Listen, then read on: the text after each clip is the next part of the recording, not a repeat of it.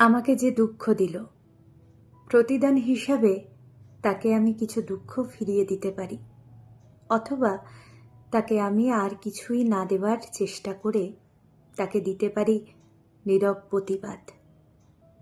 দুঃখ, ঘৃণা ও অবহেলার বিনিময়ে হিসেবে আমি আজন্ম চুপ থাকার চর্চা করে এসেছি।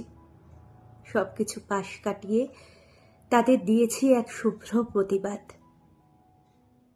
কেউ একজন আপনার খুব বড় কোনো ক্ষতি করে চলে যাওয়ার পর আপনি যদি তার ক্ষতি করার চেষ্টায় নিজেকে ব্যস্ত রাখেন, তাতে আপনার জীবনের আরও একটি বড় ক্ষতি হলো।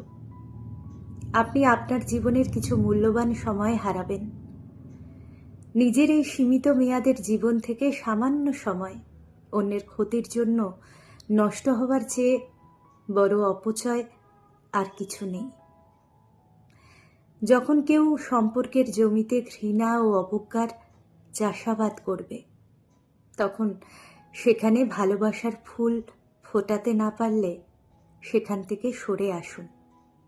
নীরব প্রস্থানের ক্ষমতা নিজের ভেতর ধারণ করতে পারা অনেক বড় যোগ্যতার ব্যাপার।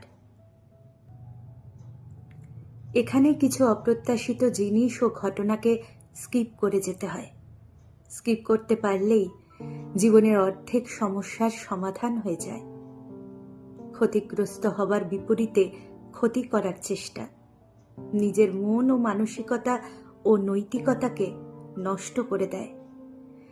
জীবনে কেবল দুটো জিনিস করার চেষ্টা করবেন: অন্যের ভালো করার চেষ্টা এবং কিছুই না করার চেষ্টা। দেখবেন জীবন অনেক সহজ হবে।